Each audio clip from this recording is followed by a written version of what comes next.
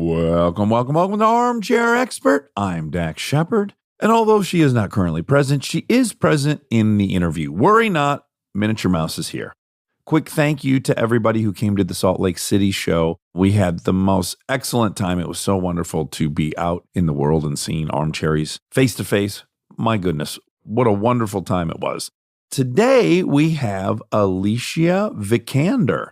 Alicia Vikander is an Academy Award-winning actor. I fell in love with her in Ex Machina, but of course she's had an enormous career. Tomb Raider, The Danish Girl, Jason Bourne, The Green Knight, and now she has a new movie out called Blue Bayou. I hope everyone checks out Blue Bayou. I also hope everyone enjoys Alicia Vikander.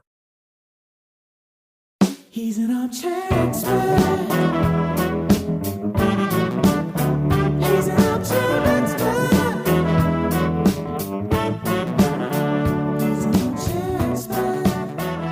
Hello, hi. I'm so excited to meet you. I didn't think this would ever happen in any way. I was watching Ex Machina and falling deeply in love with you, as I think every single person did, which is its own interesting psychological thing we should explore.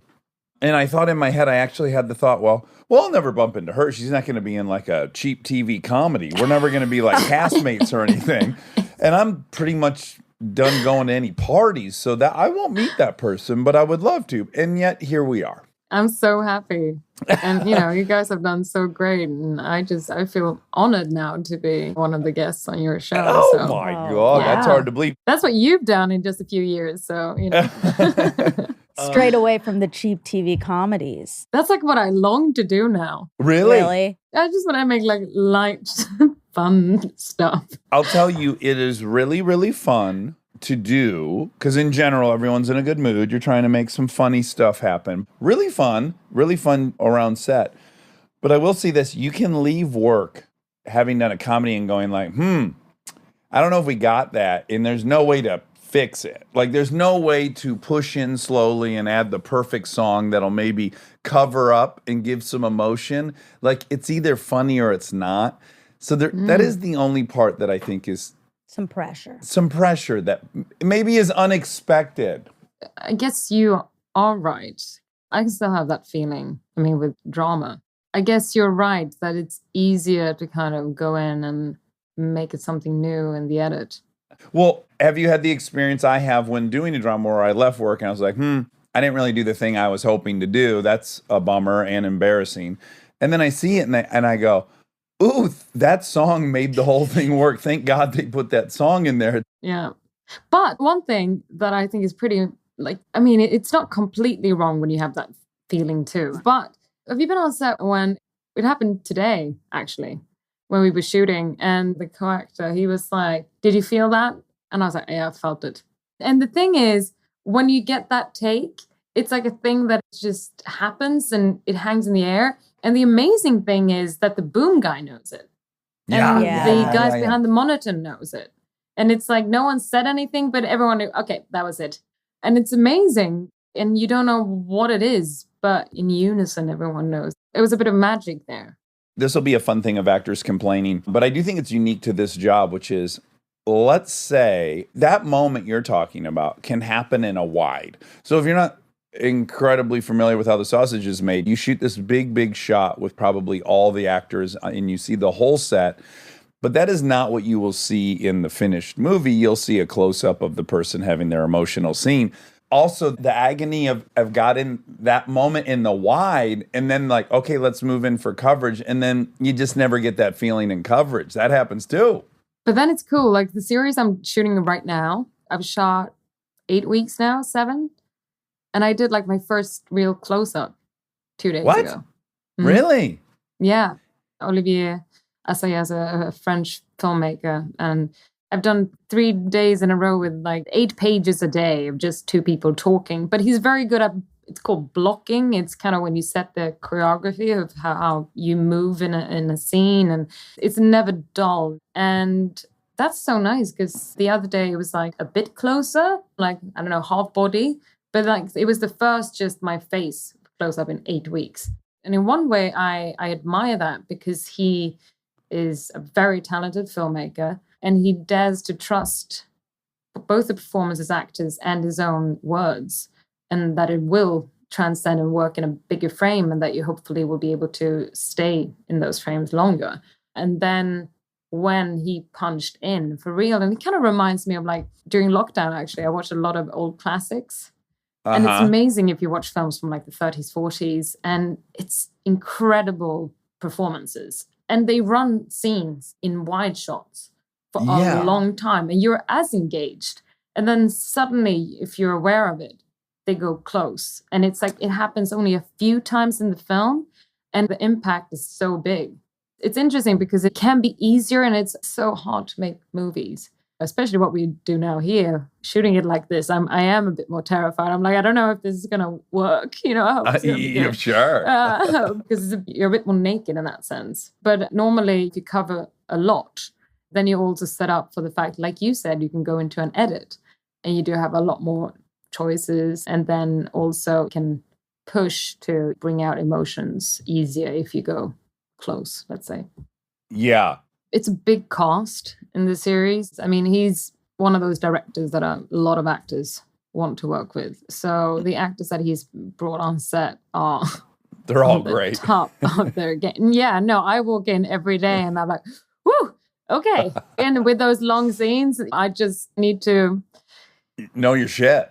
Yeah, exactly. So I would say that I'm so impressed by everyone surrounding me on this show. I would imagine for you, you would enjoy like many different touch points on a set, like a big choreographed scene with lots of movement and marks because you did ballet. Like to me, that feels like something that would appeal to you. I love that. How long did you do ballet? I went to the Royal Swedish Ballet School. So I started when I was 9, and I did the whole 9 years in school. Wow. Yeah. This is most of my questions for Alicia are about this experience, as you might guess. Mm-hmm. This is fascinating. One of them being, well, first of all, have you been in ballet?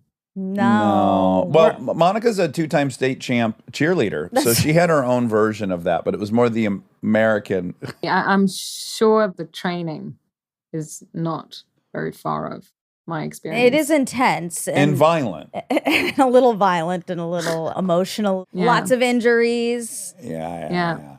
But I only did that for a few years. 9 years. I mean, that's so much dedication. Okay, so I have a stereotype in my mind of people who do ballet. I've had several different friends that were into ballet, and where it differs, in my opinion, from other things is I've noticed they'll still do it like it's their workout in a way, and it's clearly something cathartic is happening when they do this work. Me. Not you. You would never do it as a workout. No, for me, it was so difficult to quit when I did because it had been my life.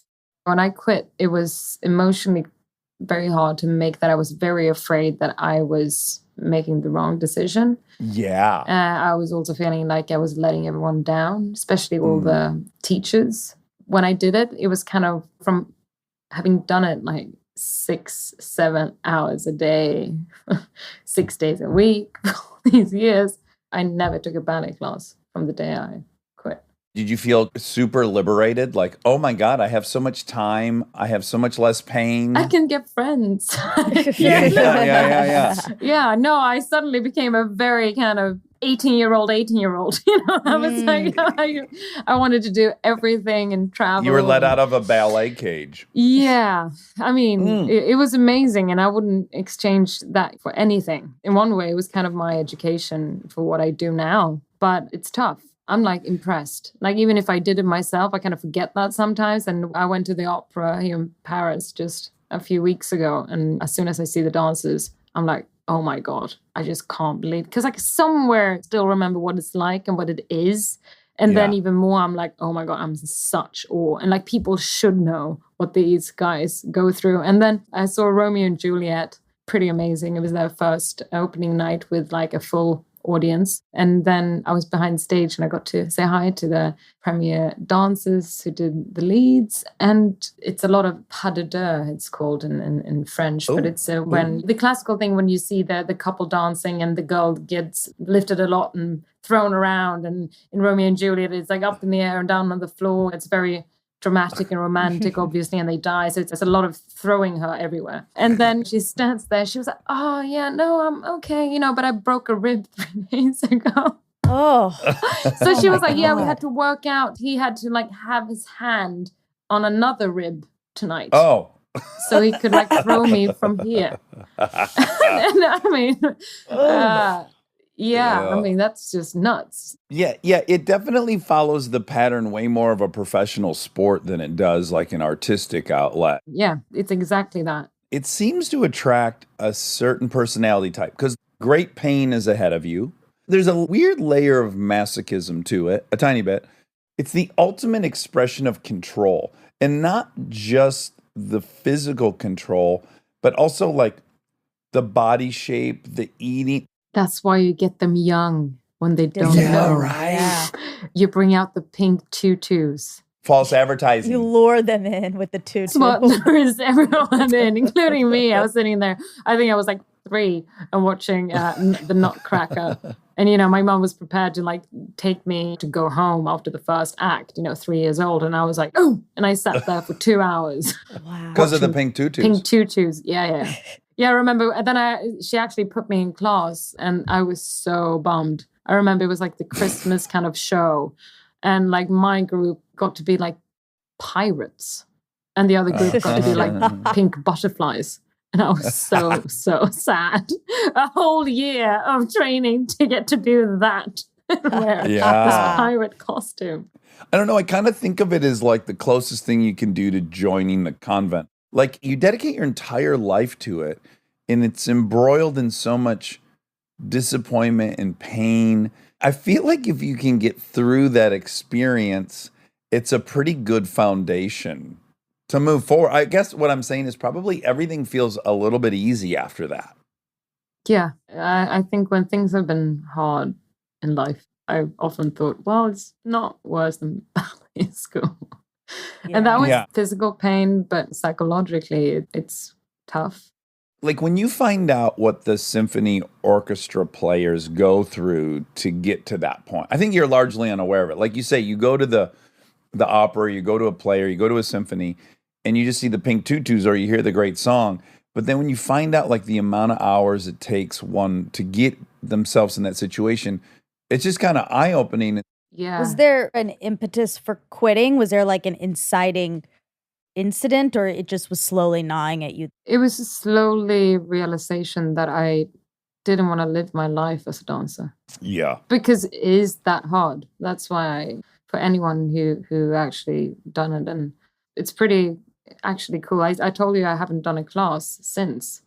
But on the show I'm doing now, the director and writer wrote in that I need to do a cabaret scene, and he hired one of the world's of France biggest choreographers who I never would have ever be able to work with if I was a dancer. And I stepped into the room and I was like, oh my God, as a dancer, I would never, ever, ever, ever have made it into this space. And now I had 3 days when he made me a choreography, and I was like, I haven't done this in years. And then he was so sweet, and he even said, he was like, you should come and join us for a performance next summer.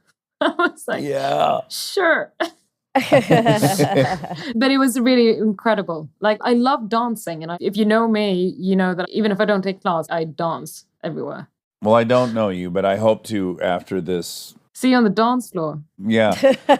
I can fuck up a dance floor. No training, but I won't get off of it. I leave it all on the floor, just to warn you ahead of time.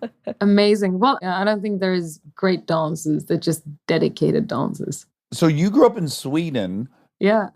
We had this world-renowned economist on, and he was just obsessed with Sweden. So obsessed in the middle way. And that approach. So we're very interested in Sweden, and we wanted kind of an insider's perspective. So I'm glad you're here. What I noticed that has to be a little different is you went away at 16. She left. It's Gutenberg, yeah? Were you from? Is that how you pronounce it? Gothenburg.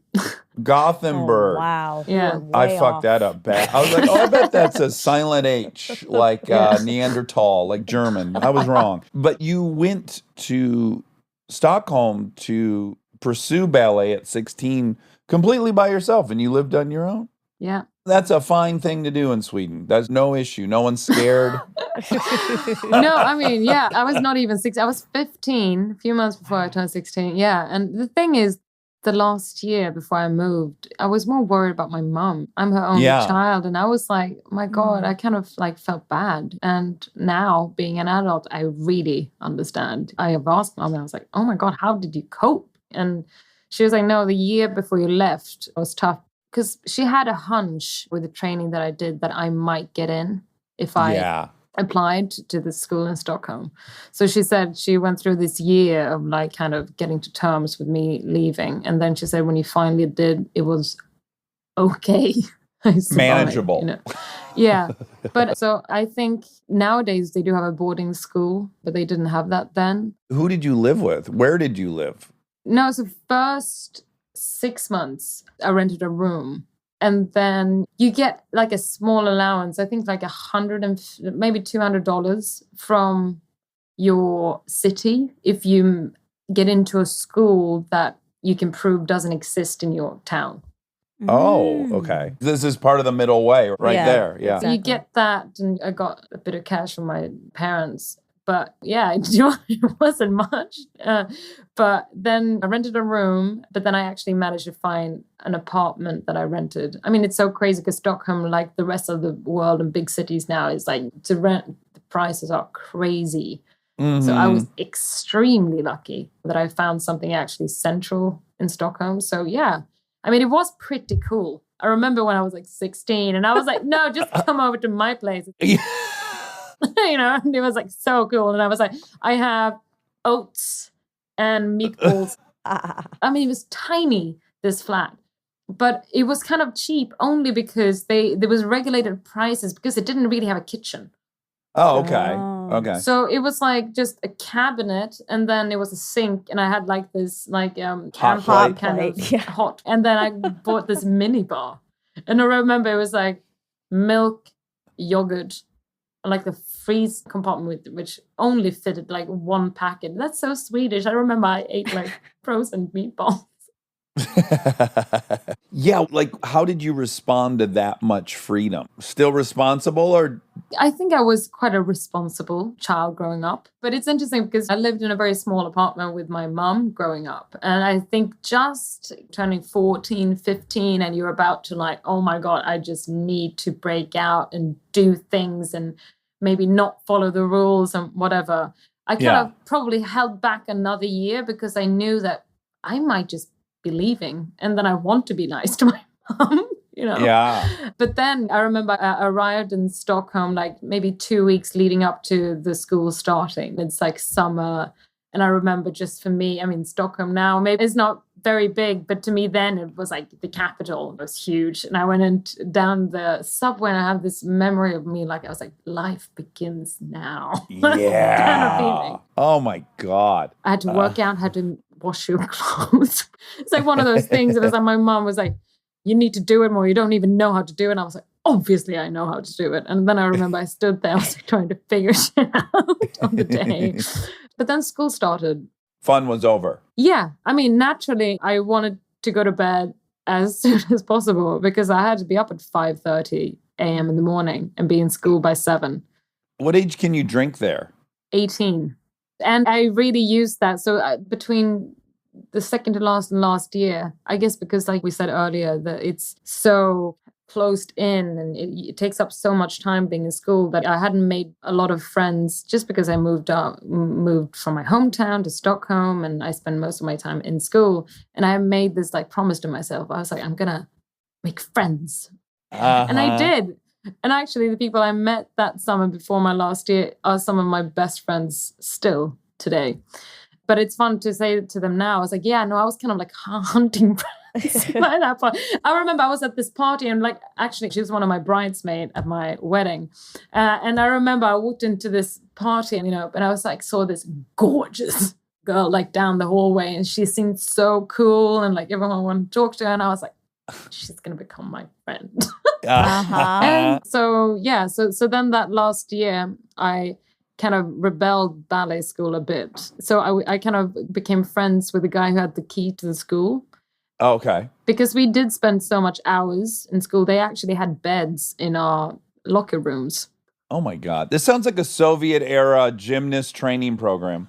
Yeah, no, so I sometimes went out dancing. I couldn't really drink because I then knew I was going to go to school. But I loved being out, like dancing. So I waited until like 5 when it closed. And then I went straight to school and I had a nap in school and put the ballet bun up. And then I walked into class 2 hours later.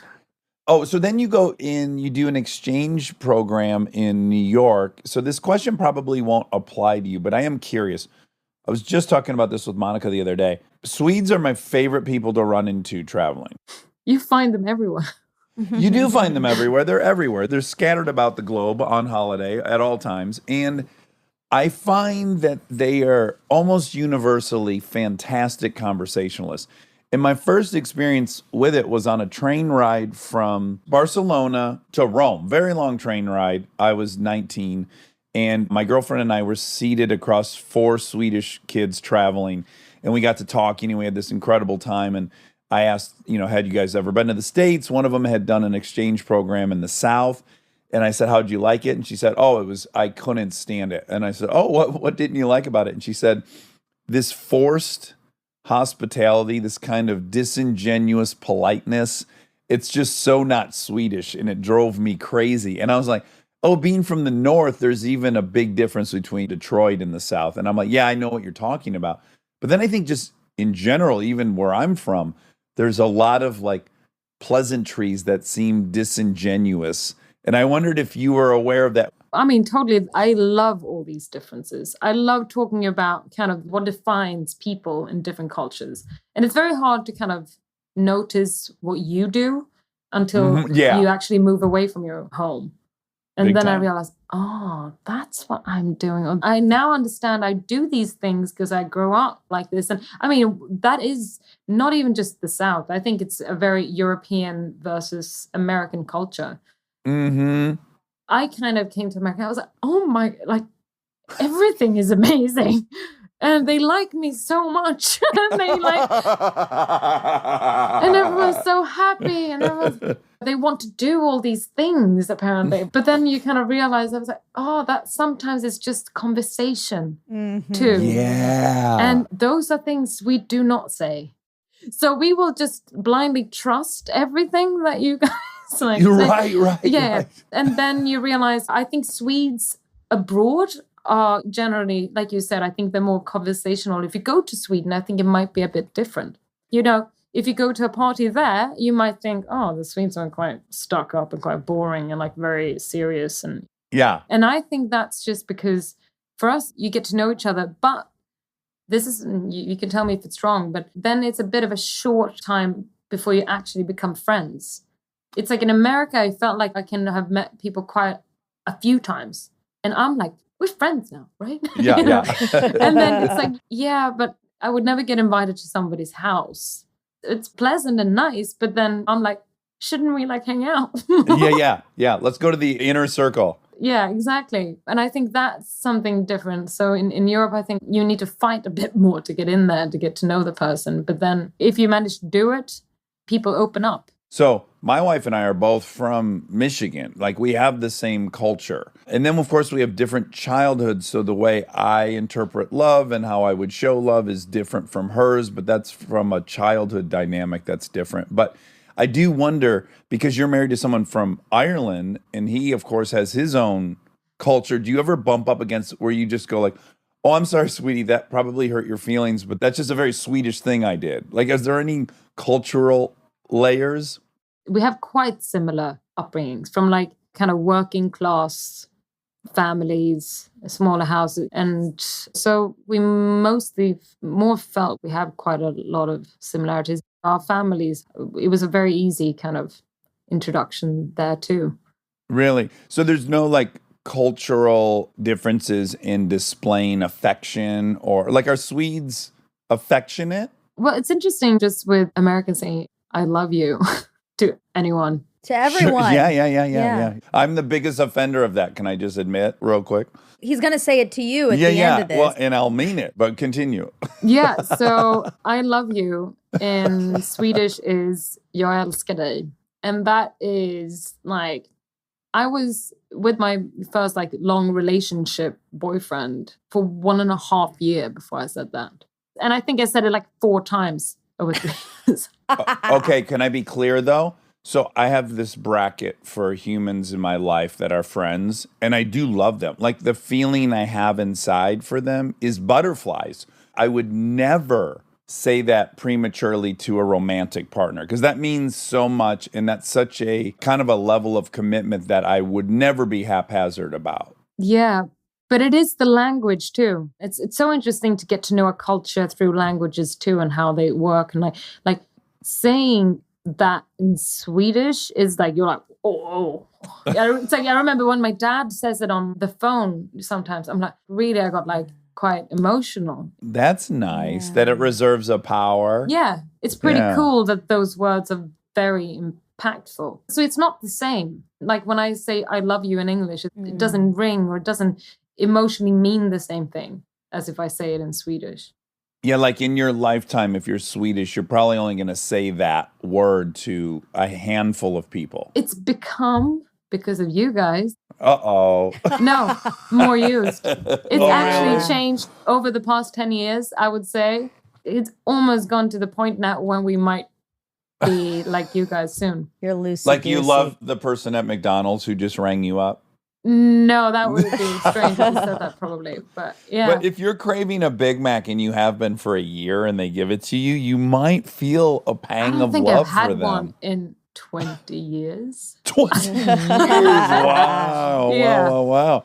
But that's also familial, like how you are raised, because when I first joined this group of friends, it was the same thing. Like I started babysitting for them and I would leave and they'd be like, bye, I love you. And I was like, I don't know what to say. Like, do they love me? Like, I've only been babysitting for like a month.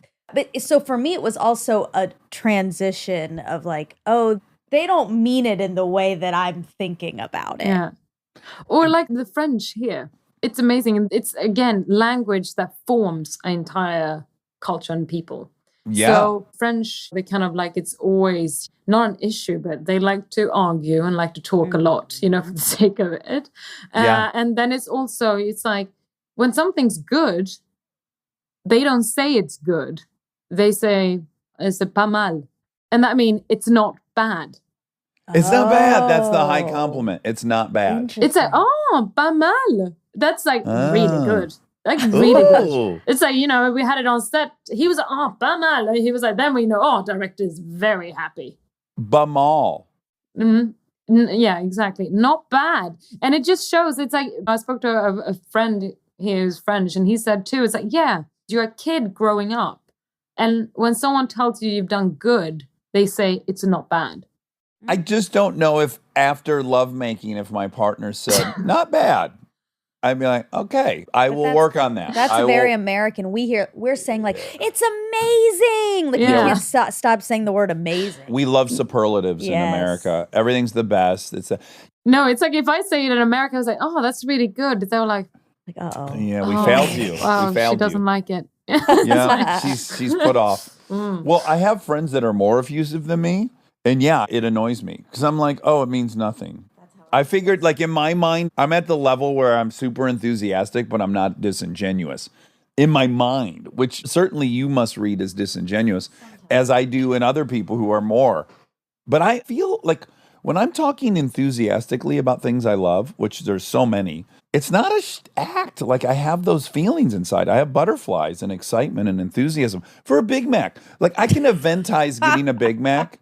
Like it's a real thing. Yeah, and I think I become a bit more like that when I'm out in LA. Now I suddenly reached a higher level and I have a difficulty to express that. Something higher. Yeah. Yeah, exactly. Boy, you're right. You don't leave yourself a lot of room, but I want to say you could almost argue it is the difference in a worldview that is infinite and abundant or one that is finite and needs to be doled out carefully. Does that make any sense?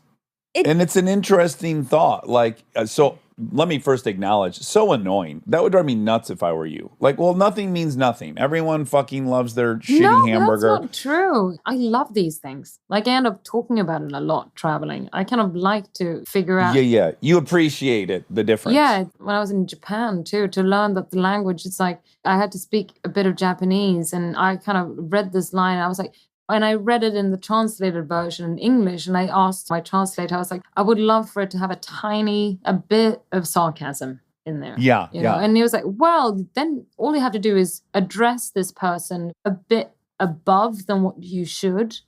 Yeah, it'd be like calling the guy at the valet your highness. That would be sarcastic. Yeah, but they just can do it in a very subtle way. And I thought that was cool. How many languages do you speak? Because I noticed you did a movie in Danish early on. My Danish, when I've had a few drinks, is pretty good. Okay. When you're playing pool. Yeah, when I'm in Copenhagen and play pool, probably that's what they kind of do there. Yeah, I would give it a go. I do understand a bit of French, I've realized now. So they can't talk too much shit about me you on set. No, so I kind of shown them, I was like, I do know what you're saying.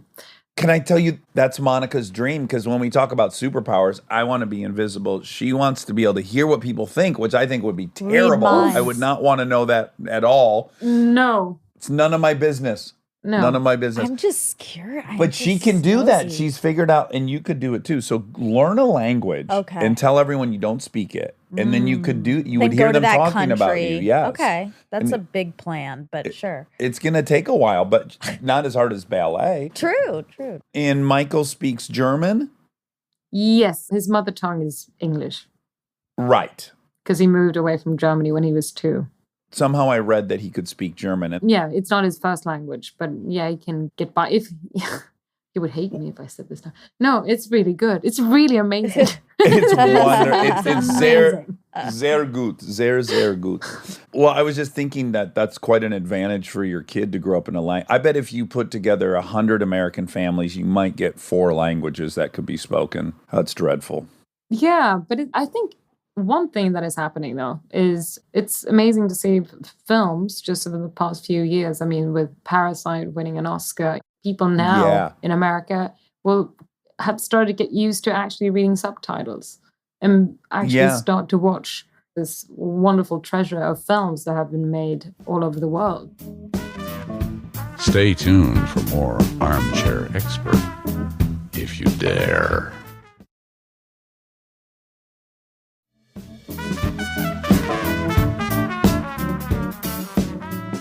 I have the weirdest surprise for you, and I don't know if you're going to like it. I've never done this ever on the show, but I felt like this was the time to do it. And so here's the backstory before I introduce him. Our best friend Jess, he grew up in Sweden. He's American, but his dad played professional basketball in Sweden, so he grew up there for 6 or 7 years. He sings a song that I can't imagine is correct, but I knew you would know.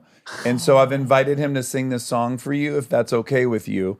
Amazing. Should I join if I know it? Perhaps you could join, but I'm going to give Jess your microphone.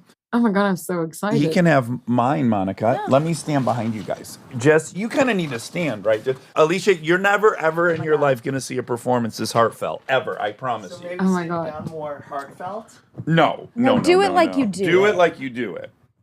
Okay. Hey! Hur mår du? Jag mår bra, hur mår du? Jag har glömt jättemycket svenska. Oh my God! Superpower! I left when I was 11, so... It's so good. It's so imponerande. Fantastiskt. Wow, I've never heard him do what he just did. Oh my God, you look so Swedish. You look a lot more Swedish than I do. Okay, so this is Jess. So my favorite song... Oh, we don't tell what it is? No, don't tell what it Just is. start. Här kom Pippi Långstrump, tjolahopp, tjolahej, tjolahoppsan sa. Här kom Pippi Långstrump, här kommer faktiskt jag. Har du sett min apa, min lilla söta apa? Har du sett herr Nilsson, ja den heter faktiskt så. Här kom Pippi Långstrump, tjolahopp, tjolahej, tjolahoppsan sa. Här kom Pippi Långstrump, här kommer faktiskt jag. Har du sett min villa, villa kulla? Har du sett min villa? Ja, den heter faktiskt så. Hey! Här kom Pippi Långstrump, tjolahopp, tjolahej, tjolahoppsan sa. Här kom Pippi Långstrump, här kommer faktiskt jag. She knows it. Nice to meet you. Pippi Långstrump. Yeah, hey då, I have to go to work. Love you. Okay, Love you. amazing. He said love you. Okay, were the words accurate? I think you nailed it. I think that was correct. Yeah. Oh my gosh. Yeah. Wow. That was a first. I kind of remembered it too. Yeah, you were singing along. Yeah. I was impressed. Oh my God. Thank you for doing that. Receiving that, I guess. Thank you for receiving that. It's the jingle for Pippi Longstocking. And yeah, I voiced her on Spotify. You did? What? Like last year, yeah. So there's a On connection there. Spotify. We like that. Yeah, we do. Jess has gone to Halloween as Pippi Longstocking 9 of the last 16 years. He makes the best Pippi because he's 6'7" and Amazing, looks yeah. insane. And he's probably as strong as Pippi. Maybe not as. That's hard, but- Oh, God, that was fun. Okay, so he Wow. did a good job. He can sing that song because when I'm listening to it, I'm like, I love it so much. We make him sing it all the time. But I'm like, I don't know if he's saying the real thing or is he Sure, just we don't making it know. up. No, We don't know. that is the real thing. Oh my God, that's exciting. Okay, can we talk about, because now I got to put the pedal to the metal so we can talk about your new movie. But I have to ask a couple questions about Ex Machina because I don't know, man. That movie for me was, what an experience that movie was on so many different levels. Like visually, it was so incredible. The acting was insane. The concept with the thinking, all of it was so impressive. And my first question was, where was that set? We shot it in a studio in London, like 5 weeks. And then we spent maybe a week, 10 days up by the fjords in Norway. Oh, so that's Norway. Yeah. And it's pretty amazing. So it's partly this hotel, like very simple hotel where we shot it. And I think their business is thriving since. And for the past 7 years, people are it's like fully booked. And it was like the nicest family who ran that place. We were like living in the rooms we were shooting in, and then we had to like move out in the morning and set up. And, like, really? Wow. Yeah. Yeah, it's kind of like probably now the Park Hyatt in Tokyo. Mhm. People go like on Lost vacation in to have their translation. lost in translation experience. Exactly. And one thing I thought was potentially interesting is Alexander Garland, who wrote and directed that. He's a son of a psychologist. You're a daughter of a psychiatrist. Did that come up? Do children of psychiatrists and psychologists share a bond? I think one thing is I grew up with a dad who in his office downstairs, like it has one wall with just a lot of books. And one wall is medicine. And then the other one is just fantasy and sci-fi. And that's because he thinks it's kind of the same. He was like, this is all the same world and the same interest. He read fantasy for me when I was a kid. So that interest in science, I think, and sci-fi, I have too, which obviously Alex has. Here's the bond I imagine hypothetically exists, as I would hope the children of psychologists or psychiatrists have a more well-rounded toolkit than most kids get. I think it's interesting. I mean, I give this credit to my dad. I've had a few people sometimes ask me, it's like, how was it having a dad who's in that profession? Did he ever like analyze you or give you? And I was like, no, never. But I have thought back on time, especially when I've been an adult and didn't live at home. And when I needed it, he was like magically always there. And he has this crazy talent. And I know now later in life that he is doing this because he's actually very good at it. And he makes people talk. He is, in a very classic sense, he's a very good listener. And this has happened a few times and at quite strange occasions. I was actually in Tokyo filming. He was there visiting. And we went to this pretty like underground cool nightclub. And it was like pretty intense dungeon. And it was like this very kind of known, famous DJ up in the booth. Like after a while, I was like, where's Dad? you know? And then I suddenly see him up in the DJ booth, like with his hands crossed. And this, like, DJ has left some other dude standing there. And then they stand there for like, literally like 25 minutes. And I was like, isn't that his set right now? You know? And then that guy comes down because he's friends with one of my friends. And he's like, oh my God, it's like, I don't know what happened. It's like, I met your dad. I opened up my entire life to this guy, you know? And he had no clue what my dad does. And he was so like, I don't, and that has happened several times. And it's often like, it's not anything my dad says that he does. But people just like end up having very long discussions with him and like, oh my God, yeah. It's like, we just met, but we had a very deep conversation.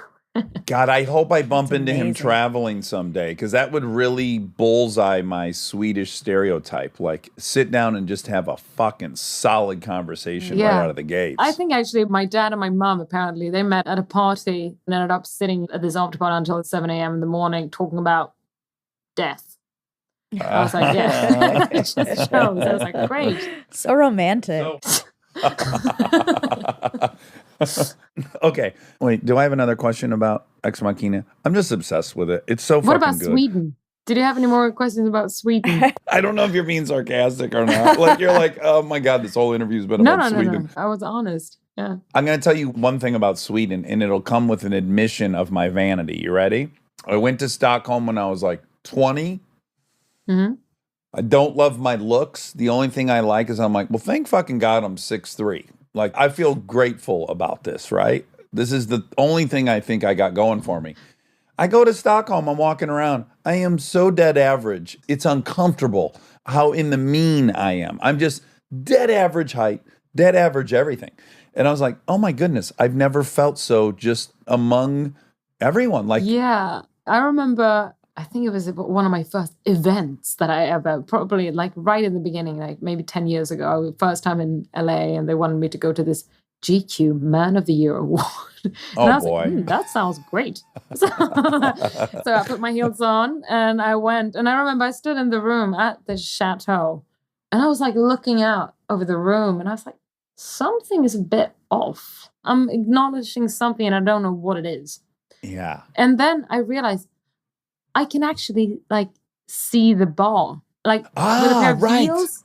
You can look across the restaurant and see the bar. Yeah. And in America, I'm almost a bit above average, I realized. And in Sweden, I'm short. Yeah, miniature. Wait, how tall are you? 167 and a half. boy. What's that?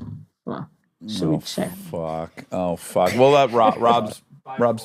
Oh, 5'4". 5'4". Okay, that's We like that height. That's a good height. That's for me. not tall, though. Well, yeah, but in Sweden, I'm short. Very short. And then men are very tall. I've never been used to like see in bars. It's always just like heads. You know? Yeah. And shoulders. See, in a movie, this would have led to a great montage, and you would have went to the movies and sat behind people, and you could see the screen. No, the concert. That's the Yes. Then you'd go to Concerts. concerts. Like you would have a whole montage of all the things you're enjoying, where you can finally see. This could be a whole, like a Swedish coming to America story. And it's just all about, she had not seen most of the Visibility. world. Yeah. It's called Visibility, is the name of the movie. Oh my gosh. Yeah, Sold. but it's about deeper. It's about being able to see the soul of people. That's lovely. Yeah. It's I was cool. only It's used real. to see chest, not soul. I have an Ex Machina question. So after that movie came out, everyone was talking about it. It was like, everyone, you have to go see this. You have to see it in the movie theater. You know, no one wanted to spoil what was going to happen. But then you emerged out of that as like everyone thinking of you as the most beautiful person on the planet. I'm glad you said it. I couldn't say it. I know think you wanted already to did. say it, so I said it. Yeah. And that is a lot, probably, to feel all at once. Well, first of all, thank you. And I don't at all think I was really aware of that. You then. weren't? Wow. By the way, I can't. Is this probably the worst question you could ask a Swede? Is like she now has to comment on her own beauty. Exactly. I will now get very, very uncomfortable. I'm not asking you to comment on your beauty. I'm asking the reaction. One thing that a lot of people don't know is that Ex Machina opened up in the UK because it's a very small indie movie. It was shot for a very, very low budget in a few weeks. And it bombed. Oh. No one went and saw it, and they took it out from the theaters. And that was it. And then a company that obviously now is one of the most known for the fantastic films they're making, A24, was this newly created company. And they said, we would love to just release this in America. And they did. And that was their first film. And like suddenly it was like it came out again, but the world now saw it. So that's pretty cool because it was almost a film that kind of just got lost. I don't know what his genius is in casting, but I just can't imagine a more perfectly cast movie and pulling from unlikely places. There's just all these really neat elements that somehow beyond his literary genius and writing ability has some casting ability that's really impressive. Yeah. I remember I even told him later on, I was like, oh my God, I was so intimidated. He's so smart. Yeah. He wrote The Beach, the I book know. when he was like 24. Do you know that, Monica? The Leo DiCaprio movie that they made from the novel. He wrote the novel. Oh, wow. I was sent that script and I was shooting a film in Australia at the moment. And it was one of those things. I was like, they asked me if I wanted to do a self-tape. I remember I asked some people in the crew, I was like, can you guys help me? And I was like, it's the scene and it's a robot and doesn't say anything what she looks like. It was amazing because it was kind of like a clean sheet in how I interpreted Ava. Yeah. And I was like, oh my God, I want this part so bad. And it was like after a day's shoot, and I had to do it because had to get to LA and the time differences. So I think we arrived at my house or my apartment at like 10, 11 p.m. And these two super cool guys in the crew who helped me, we set up. And I remember I just like slicked my hair back and with like lots of like hairspray. And then I found like sun lotion. And I just like took a ton of sun lotion in my face. So I kind of had this shine. Oh, wow. Oh, wow. And then I put this big light on top of me. And I just remember when I did it, I was like, oh my God, I love this so much. So then when I got a call from Alex, like a few days later, I was so excited. I've never read the script, but I do imagine it has to take a bit of vision from you because I think a lot of actors respond to dialogue. Like they read a script and they're like, fuck, I want to say those lines. But it was the lines too. It's one of the most economical scripts and brilliant, maybe one of the best ones I've ever read, to be honest. And it's like a page turner because it's so good. And everything that is said in the film is what the script was, which is not very common, actually. It's kind of exactly what it said it was going to be. Okay. Well, I could talk about that movie for 5 more hours, but alas, we are going to talk about Blue Bayou. I watched the trailer last night, and then, of course, I learned a bunch about the director of it, and I went down a rabbit hole with him. With this project, I saw Gook, a film, Justin's first film that came out of Sundance a few years ago. And it really like immediately, put him on my radar. I was like, who's this guy? Yeah. It's like he shot this film for like 200 grand. And it's really beautiful. And I realized that he's an actor, and especially being Korean American, he has issues or had to get parts. And then he just, to know that he just decided, well, then I'm going to create my own opportunities, and I'm going to write, and I'm going to direct, and I'm going to act. I'm going to do all of it. And then kind of showed everyone and just knocked it out of the park. Yeah. So when I found out he had this film he wanted to make, I said I would love to just read it, or I would love to have a chat with him. I would love to say hi, and just say I'm a fan. Yeah. I was really touched by the script that I read, and especially the story that it's telling, which brought a subject to light that I wasn't aware of. And when we wrapped up our conversation, I think I just called my team and I kind of said, which is maybe not the way to do it. I was like, well, we just had a great chat. We decided we're going to do it, or I'm going to do it. So now you guys figure it out or something. And But it's a small film. So in one way, it's not that much to figure out. It's like, it's a very, very tiny budget. Yeah, you're getting nothing, and let's start. Yeah, we shot just a few weeks after that. I mean, it went really fast then. We kind of went to New Orleans, and I was so excited to be there too. I hadn't been there before. I loved it as much as I thought. Okay, so the premise really quick is Justin, he plays a Korean who was adopted at like maybe age 2 by American parents. So it's an incredible accent. He's like Cajun in the movie. And he's Asian. He's got all these tattoos all over his neck. And you guys are an item and you have a daughter and they're together and they're living a life. And then Ice kind of gets into the picture and says like, you're not a citizen and you've got to leave. Yeah, there was this loophole in the 80s. They were adopted into America, and then it was a lot of paperwork that had to be filed after the time that they had arrived, and a lot of parents didn't actually complete that. And in this one case, which I think was the inspiration for Justin writing this film, this article you read about this man who the parents just decided after like 2 years that we regret this choice. Oh, no. So we don't want him anymore. Then he gets a foster in a home, and then he ended up being shuffled around, I don't know how many homes until he was a certain age. And then he had an incident when he broke into a foster family that had been taking care of him. And also throughout the years, there was a lot of abuse. But he like stole something that was in his own possession. I think it was even like a Bible, but that almost sounds too dramatic. But but they ended up like dropping the charges anyway. But that in the end was what ICE then used. Because nowadays, they changed that in the 90s. So if a child gets adopted into America and they arrive in America, they are then American citizens.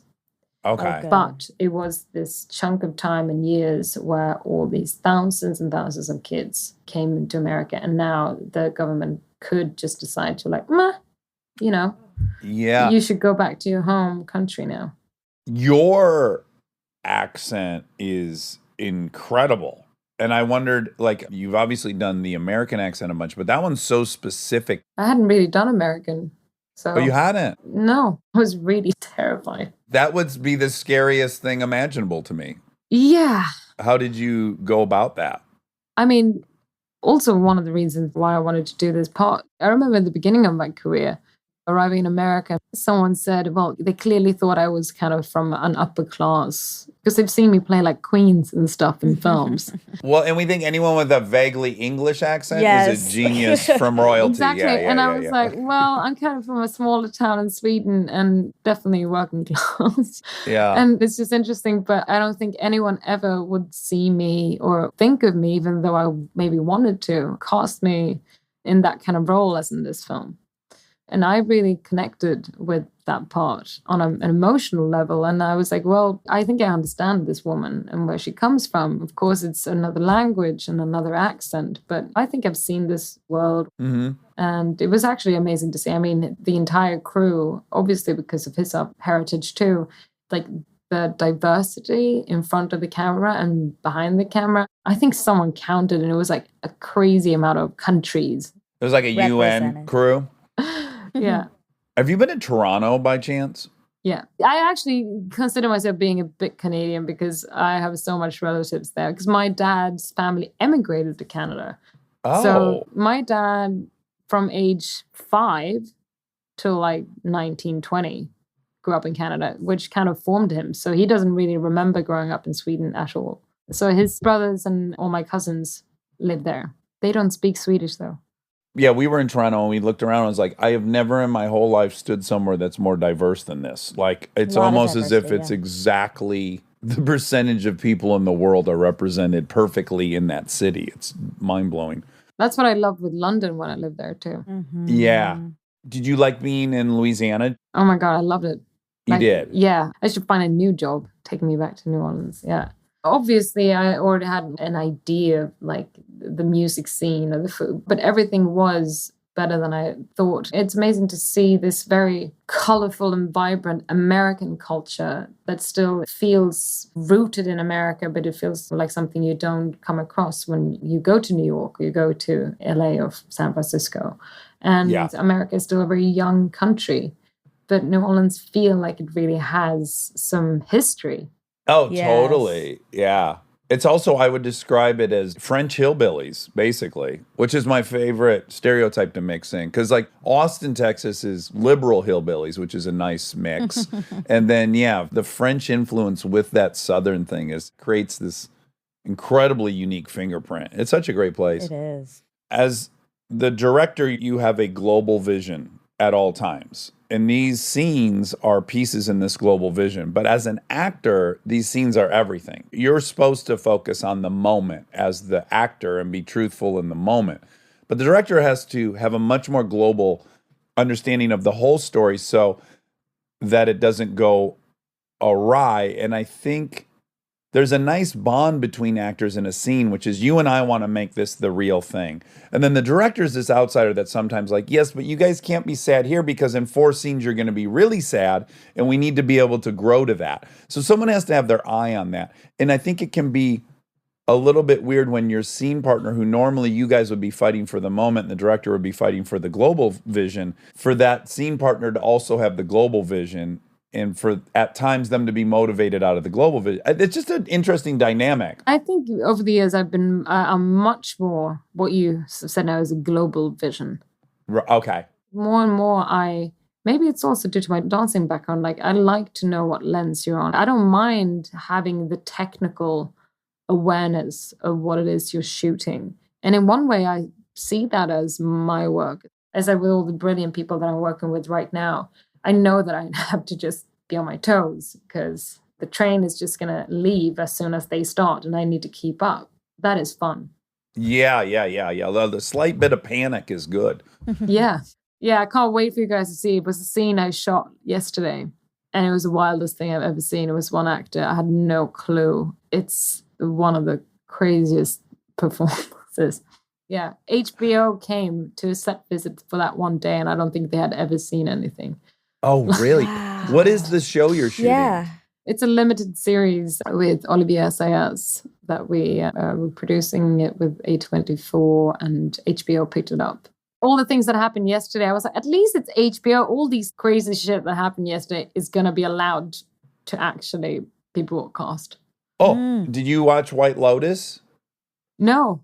Oh, I need something new to watch. Oh my God. Oh, it's on HBO 6 Max. episodes. 6 episodes. Mike White wrote and directed a lot of them. It's phenomenal. It's phenomenal. And there's a scene, I won't say anything. I'm just going to say there's a scene in the 6th final episode where we all watched it Sunday. And I said immediately, well, I've never seen that in a movie, which is hard to say. Yeah. At 46 years old, I've never seen that in a movie or TV show. Is a hard. I can't wait to see this. And I was so proud of everyone involved, even though it was so blue. I was like, God bless HBO. God bless Mike White. God bless the actors. It's God bless the prop incredible. department.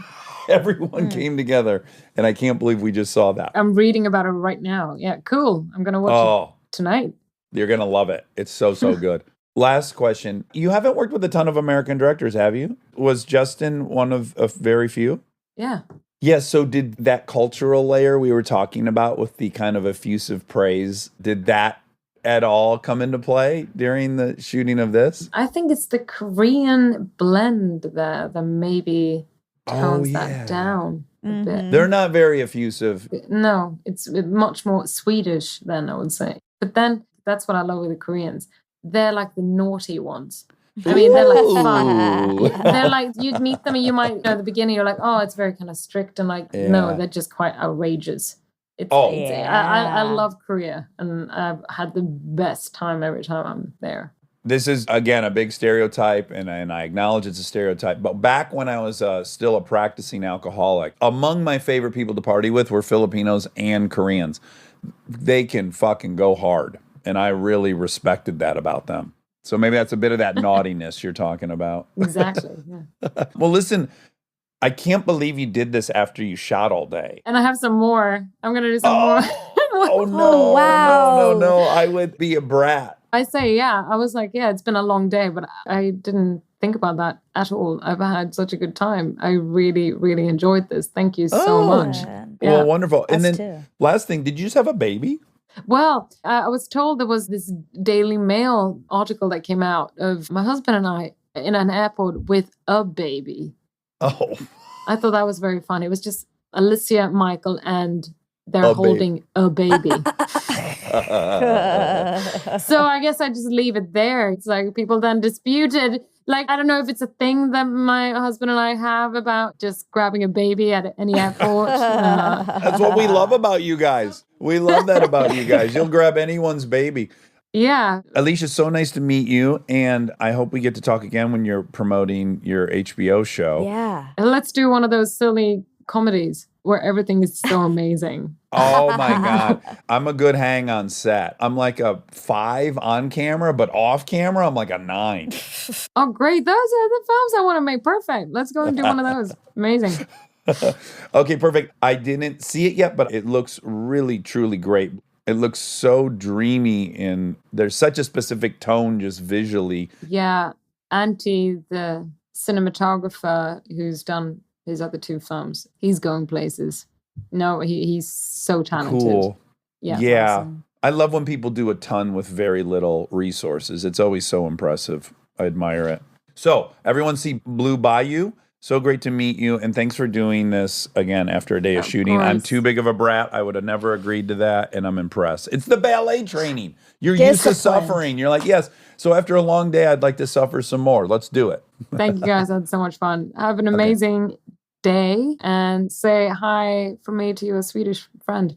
I will. And also, I just want to leave you with we love you. We love you. We love you. I love you guys. It's been so amazing. See you guys soon. Bye. All right, bye. Stay tuned for more Armchair Expert, if you dare. And now my favorite part of the show, the fact check with my soulmate, Monica Padman.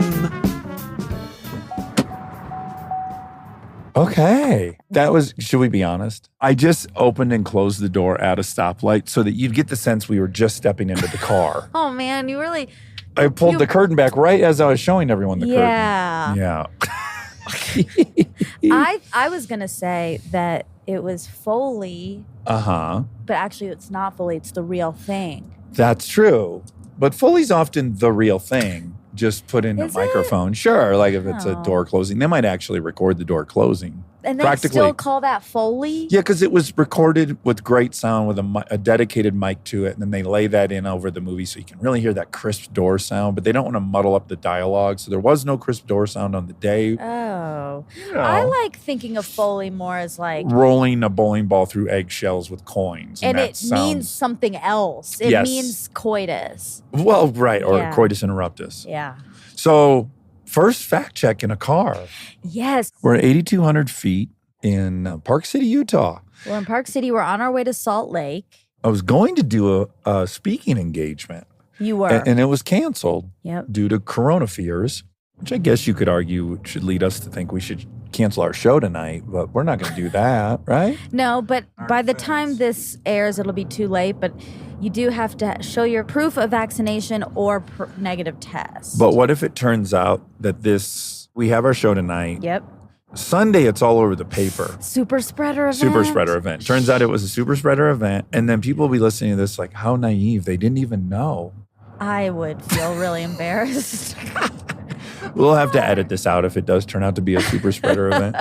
People are going to concerts. Like, it's back. There's such a specific culture in LA, which is everyone has a mask. No one here has a mask that we're seeing. Yeah. So the chances of it being a super spreader is a little higher. Or I think lower, because how the hell are they going to figure out it was our event? Everyone's like, I just left 7-Eleven. It was popping in there. You mean the chances of us getting caught are lower, but the chances of it being a super spreader event are actually higher. Huh. Yeah. That's my point. If it's, you know what I'm saying? Yeah. Oh, you saw Dommy's. Yep. Right next to a Del Taco. Okay, we're going to get on the I-80 going west. I don't know. People might be mad at us for driving and doing this. Why? Is it reckless? When you and I are in the car, this is exactly what we do. There's nothing's different. I have a driving mic stand that's been engineered specifically for podcasters who are always behind the wheel. Okay, great. There's a great company called Durafish who makes them out of Sweden. They saw a niche market for podcast hosts who operate from their vehicle. Oh, my God. Yeah, they have 11 customers and nationwide. And you're one of them. Well, we're 2 of them. Oh, I'm also have one. Yes. Okay, so what's fun is we're in Park City and it's not a snowy time. No, it's a summertime, end of summer. It's actually Yom Kippur. It's Yom Kippur today. That's correct. Do you say Happy Yom Kippur? No, I'm not sure, and I don't. I know, it's like saying Happy Memorial Day. It's tricky. I think they repent. Oh, they do. Yes. Well, I just had a correspondence with Dr. Kopowitz. He told me he was repenting for his sins today. Yeah. And he said it right in the email. I don't think you'd say happy. That's true. If you're a masochist, maybe, and you like relishing in all your failures. Jeremy Ranch, 1/2 mile. What if Oh my God, you're going to be like your dad. Jaybird. Oh, wait, that's Joybird. There's a Joybird. Oh, cool. Yeah, when my dad's in the car, he reads every single thing he sees. It's a tick. He doesn't know he's doing it. And I relate to it a ton. Yeah, you say you do that, but in your head. I do it in my head, and I want to do it out loud, but I police myself. Can I just make an observation? So on our way up to Park City, we averaged about 89 miles an hour or something. But now that we're in this casual conversation, I'm going to have it at 69. Oh, so maybe this is like a weird way to slow you down. Too aggressive driving. Okay, Yeah. I like that. Thank God for Dual Fish. Oh my God, you remembered the name. I'm not sure if I got it right. I think you did. Yeah, so maybe that's what I need to do all the time. Always be recording ABR. This is kind of a huge ding, ding, ding. Okay. Because this is for Alicia Vikander. Right. She's Swedish. Oh my goodness. And I just accidentally said that. What'd you say? Didn't I say that Duo Fish was a Swedish company? Oh, I think you did. I think I did. Oh my goodness. Okay, that's a ding, ding, ding. And it looked like Switzerland? Is that what you're going to say? Yes. Even though Sweden doesn't look like Switzerland? I think Sweden is like Switzerland, which has the Swiss Alps, which has skiing, which Park City has. Yes, but Sweden doesn't have Alps, unfortunately. They have fjords. How close are they to Switzerland? Boy, just... Stone's throw? Like this is a bold just guess from the map. Okay. Like imagining the map, Switzerland, Sweden. I'm going to go 800 miles or 1,200 kilometers. Or flying, how long would it take? Oh, well, if it was 800 miles, then your flight would be about an hour and 40 minutes. So it's not close by. No. I can name the countries in between those countries, I think. Really? Yeah, I think starting at Sweden and going south, you'd hit Denmark. Then you would hit Holland. Then you would hit either Germany or France, depending on how east or west you were. And then you would hit potentially Austria or Switzerland next. Germany does border Switzerland and Austria. Oh, my God. Yeah. Wow, they're not even remotely No. close. Okay, I've made a big blunder. They're in Scandinavia, right there next to Finland and Norway. All right, let me revamp my ding, ding, ding. Sweden starts with an S. And Switzerland starts with But an even S. crazy, I think even more to the point, Swede and Swiss is very close. Right, that's why I got confused. Yeah, it's very common. I'm kind of glad I'm messing this up about countries of white people. Yeah, because you feel less bad. Well, I just feel like people do this with Asian countries. Or like Africa. People think Africa's a country. Right, exactly. But a lot of people are like, oh, they're Chinese or they're, and it's like, no, they're not. Right. It's common, This is a Even common you problem. saying that made me nervous. Well, it happens. I know. Yes. So I'm kind of glad that it happens also with these I think white countries. I think it's fair to say that people just have a pretty poor understanding of geography in general. I do. They don't know shit about Eastern Europe. Yeah. They don't know shit about the countries in the Middle East. Lamb's Canyon, 1/2 mile. Ooh, the meek shall inherit the earth. The lambs got this whole canyon. It's named after them. It is really beautiful. Oh, Wish you guys could see it. wish you were here. Didn't something just happen in the elevator? I wanted. Oh, we just my had God. we just had a very scary situation. We accidentally, when exiting the hotel, we got onto a service elevator, which, in retrospect, was pretty obvious. You think? Well, in that there was 4 carts just parked in the elevator. And right when we got in, I made the joke, "Oh, cool storage closet." But we still, this is our arrogance. We thought, like someone left all these here. This is embarrassing for the hotel. Yeah, I was embarrassed on behalf of the hotel. But it was and the staff. us. We made a mistake. Although they really, even though that's that what turned out to be a utility elevator, they shouldn't be using it as storage. That's not where the cart should be, regardless. Well, anyways, that's not even the point. The point is we get in this, but rough and tumble elevator. The front of it looked like the regular elevator. That was confusing. Yeah, and then the inside was stainless steel and scuff marks and broken light screens. Yep. And then we're supposed to go down one floor. We go down one floor, open it up. There's like 300 tomatoes in front of us as soon as the door opens, and it smells like moist kitchen. When I used to work at Big Boys as a teen. Oh, yeah. It smelled damp, like a lot of deep frying had been happening. Oh, boy. And then we hit the button again to return to the floor we started on, and that opened in a different kitchen. And then we really thought we were fucking in another time We got space continuum. transported. Yeah. Yes. It got scary. That would have been so crazy if we literally got transported like Harry Potter. And I kept hitting the buttons like You too were quickly. scared. Yeah. Yeah. You were getting panicky, and then you started clicking everything. And then we had to wait. Once we actually figured out what was happening and what floor we needed to go to, I had already hit so many buttons that That's we had to right. stop at every kitchen in between. So many kitchens there.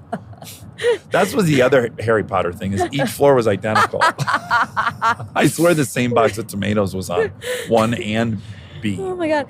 That was touch and go. For a second, I was like, should we just get off in one of these kitchens? Because I was nervous. One of these I kitchens. was nervous that the elevator was going to break because it didn't seem sturdy and steady. No, and in fact, at one point it shut the doors, and I was like, I don't think it moved, and the doors opened again. A bird You're just warning me about what? bird just pooped here. Oh my goodness, right on the Just windshield. now. Are you sure that's Real not a time. dead insect? That looks like a splatter of an insect. Oh, man. I thought you were pointing out this wide load that's above, right in front of us in the number 3 lane.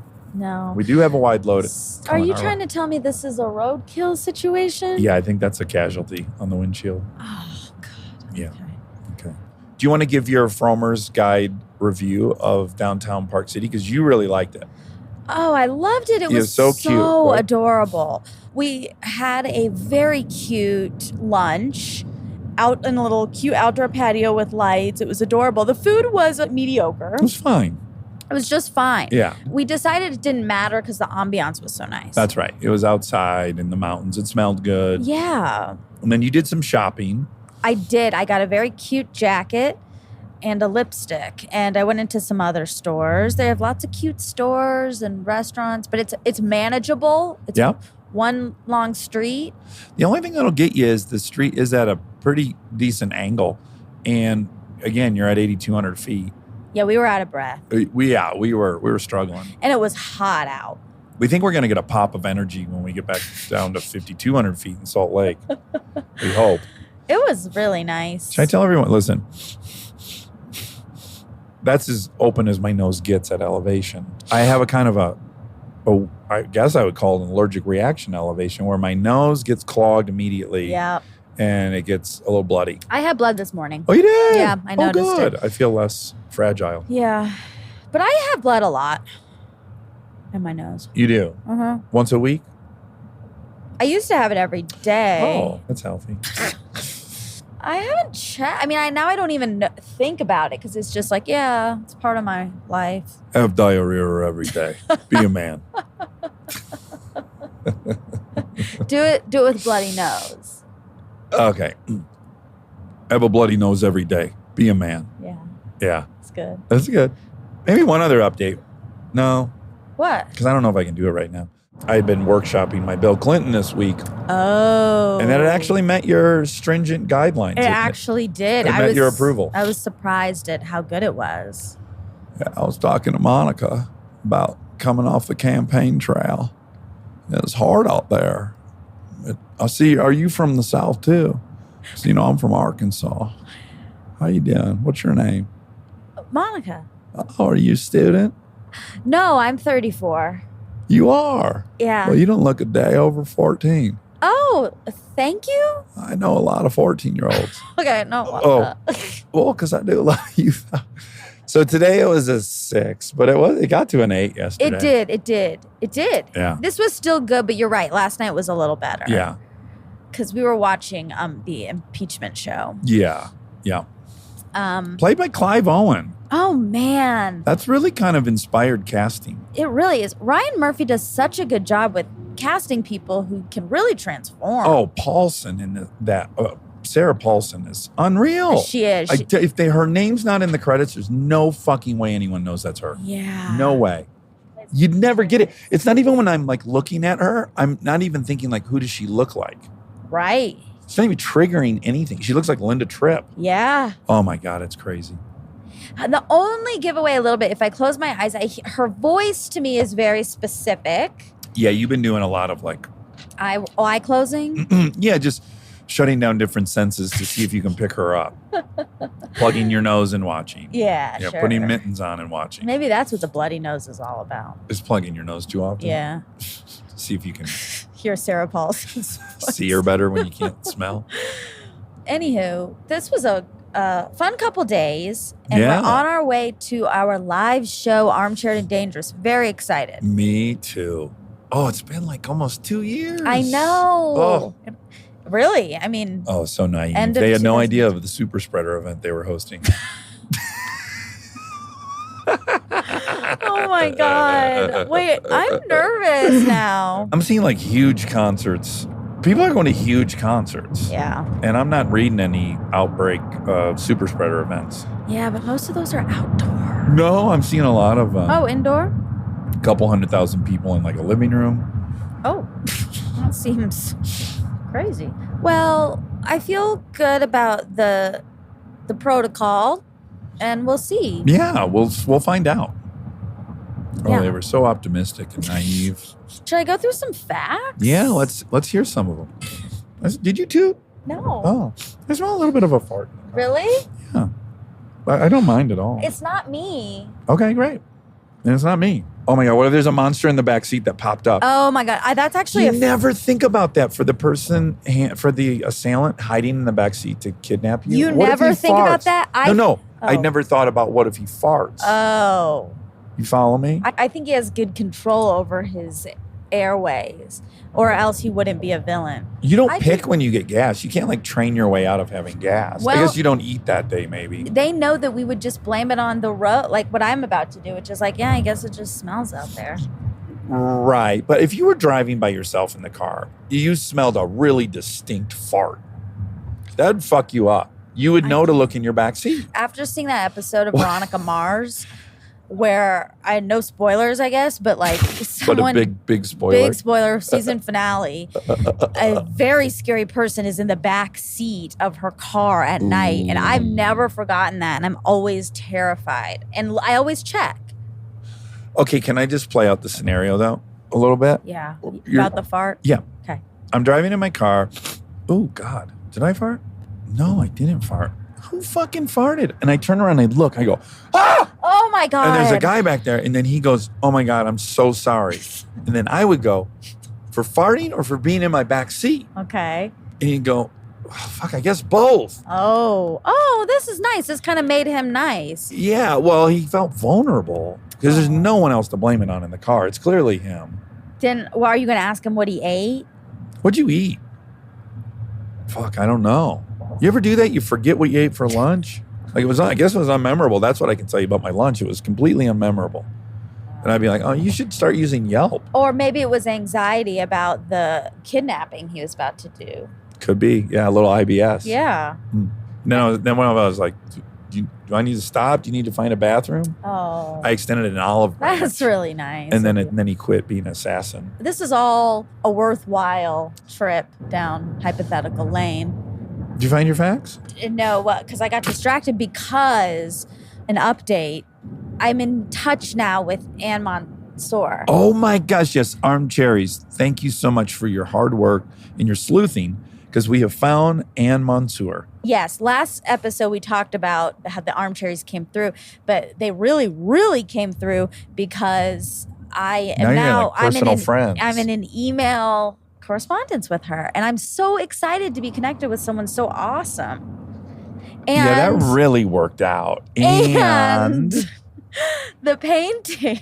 we need an explanation of how the painting's back. I know how it's back. So the painting is back at Nikki Kehoe. Oh, And I have put it on hold. I'm buying it. I'm Yeah. not in town, obviously, but I still bought I've it. told them that I'm buying it. So This is what happened, I'm pretty sure. A designer, which I did know, a designer came and bought all these, an interior designer. Right, and then just probably decorated someone's house. Yes, did an install. Great. And then I think, People go through and they go, oh, I like that. I'll keep that. yeah. Ditch that. Or I only have so much money, I'm only going to pick this. How and much was this. that painting? Now, this has led me down a road because I am buying it. I'm so excited.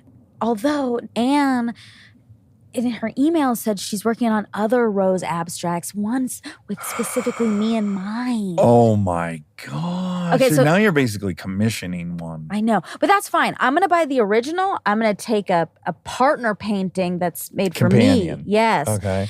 And during this process, I found another painting I like from a my different God. artist, also at Nikki Kehoe. This one is more expensive. Yeah, and I'm buying that too. So now I'm a art Can I tell you something? connoisseur monsieur. Connoisseur. You're a connoisseur of Mansour, for sure. Can I offer one tiny, just check in with yourself? Okay. I don't want you to turn your previous compulsion towards buying Pangaea to art. Like, you're making good money, but you can't just start buying art every month. It's too expensive. Okay. So, have fun, dip your toe in the Can water. I buy this round? Three. You just basically said you're buying three. You're buying the one you always wanted, the companion piece, and then a new one. I have a different fear. Uh-oh. If you're spending that much money on art, we should talk to Ethan and see, what's a good investment. Certainly that you like ones that are also good investments. I don't know if I do. I don't know. Well, you don't know because you've not gone and looked. You'd want a Chagall or you'd want a Mondrian. no, a Mondrian? No, I don't even know what that is. Yes, I do. And I don't want a fine artist art piece. No, what you want is the next Basquiat. You want to find think someone I that found you. her. Well, that seems crazy that you walked into one store and they had Are two you out different. of your mind? I'm in the simulation. Okay. Okay. I like cars, and there's some I certainly want, but I at least run it through the thing of oh, this is going to depreciate terribly.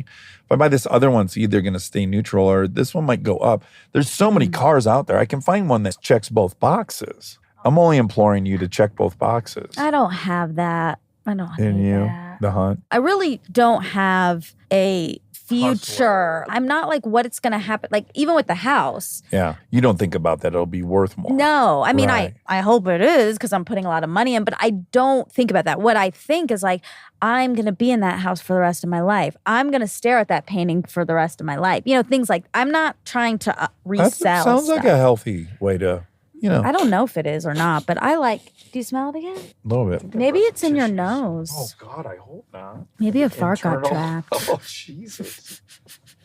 Oh my gosh, we're about to pass University of Utah. Oh, not UT, though. When I say UT, that's University of Texas. Or no, Austin. Tennessee. No, I think Texas. Austin, I Texas. think Tennessee. Oh, wow. Anyway, I just I appreciate everyone, and I'm into art now, and I Just to wrap this up, just want everyone to know. just to summarize, I'm an art collector, and I don't care if they're worth more or less because I have convictions. Okay, let's get into facts. Alicia. Okay, I bet Alicia has some good art. I don't think so. She seems. Well, I do, but I think it's a friend painted it. She got it at a farmer's market in Stockholm. Alicia? No. Yeah, she she's- seems very bohemian to me. Really? Yeah. I think of her very Swedish, very minimalistic, very good taste. Yeah, like Bauhaus. No. Scandinavian design. Oh. Modern. Minimalist. That's Woods. not boho. I'm talking Bauhaus in Berlin. But first- B-A-U.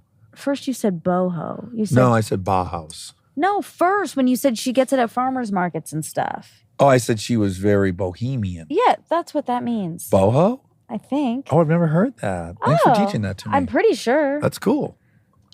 Do you think Soho's boho? No, Soho is south of Houston. I know, but do you think the area is boho, bohemian? Yes. Okay, so Soho is boho. Okay, Alicia, the screenwriter who wrote Ex Machina, he wrote the novel The Beach, and did he write other novels? Yes. Oh. I don't know what happened here. I don't see my answers. But I do remember looking it up, and he has lots of books.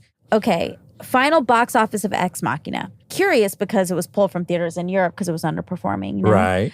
So domestic was 25 million. Great. Chips numbers. And that's 69% of its worldwide. Oh. International was 11 million. Okay, so 36 mil. Yeah, worldwide 36 million. Isn't that funny? Because I think that's around what Chips made, and I just think of Chips as such a disaster. I think of Ex Machina as this like triumph. Yeah. Well, you Yeah. should start thinking of Chips as a triumph. Okay. Did you ever do ballet? I did. Yeah, tell us. I've told it on here a few times, which is my mother was advised because it was very evident I was going to be too tall. And someone told her, like, I think maybe a doctor said, he's going to be huge. Ballet is a great way for a guy to become really coordinated and manage this big, lanky body of his. So my mom said, okay. So she put me in ballet. How old are you? 7, 6. This is so mixed messages because you said you could never, ever, ever have done theater in high school. Absolutely not. But then you did ballet? But when you're 6 and 7, that's not a thing. We haven't gotten into like cliques and jocks and. Okay. So I did it. I have no memory of whether I enjoyed it or not at all. So I don't know if this is a heartbreaking story, but regardless, I had a recital. My mom invited my father. Oh. My father watched it, and he said, that's that. That's the end of that. So, yeah. Michigan rears its ugly head there. Oh, my God. I bet you were really good at it, and he was worried that you were too good. I can't imagine I was all that good at it. I was a big clumsy. Well, you're I a told good you, it dancer. looked like people felt bad for me. Like when we would have, in kindergarten, we had this little play, and I was a pig. I was in the back.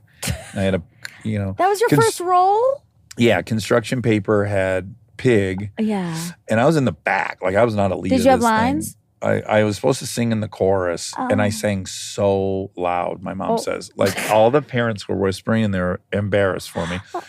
And they thought, like, oh my God, that guy's supposed to be in 3rd grade. Like I look like I was supposed to be in 3rd grade. Yeah. I look like a big, big dum-dum that just couldn't get out of kindergarten and was in the back yelling. It was something about making the, stirring the pot and making the stew and something about straw. It was. Oh, was it Three Little Pigs? It was not Three Little Pigs. It was just some kind of musical set at a farm. My first role ever was in Taming of the Shrew in 5th grade. Oh, really? Yeah. They did it. We did 3 Shakespearean plays. Well, really Romeo and Juliet. Then they added a couple scenes from Taming of the Shrew and a couple scenes from Hamlet. Okay. And I auditioned. And I got a part. Everyone got a part. Great. And my part was the haberdasher. Oh, I love that word. In Taming of the Shrew. And I said, "Here is the hat your worship ordered." Ah, that was your one line. Now, they I might don't have been think thinking, so. looking at you, oh my God, they let a baby in. This baby must be so smart. Well, then why would they 'Cause didn't you look so cast me as tiny? the old hat lady? Because it's so funny to see babies it was, play that was old a people. comedy. It was like, Yeah. oh, wow. I didn't know. Comedy casting. I didn't know that at the time. I would have really leaned into some. Yeah. Where's my rattle? That'd been so cute if the baby forgot. It was like, I need a nap. While I'm sewing. What if I just took it? What if I just, Took a little in the nap. middle, I just started improvising this whole baby act? And then got drowsy and took a little baby nap. And then I for show 5 back up minutes in Romeo and Juliet as a callback. as a runner. The sleepy baby. Anyway, I obviously auditioned for Juliet. Okay. And obviously didn't get it. This guy got Juliet. Oh, actually, yeah. That's a ding, ding, ding. He has a Literally 2 people just walked by. One of them's wearing a Shakespearean tunic. Yeah. Okay, well, this was fun. We're at our hotel now. Okay. I love you, and we're going to do a live show. Gonna do a live show. Thanks for listening to this road trip, guys. Yes. Bye. Bye.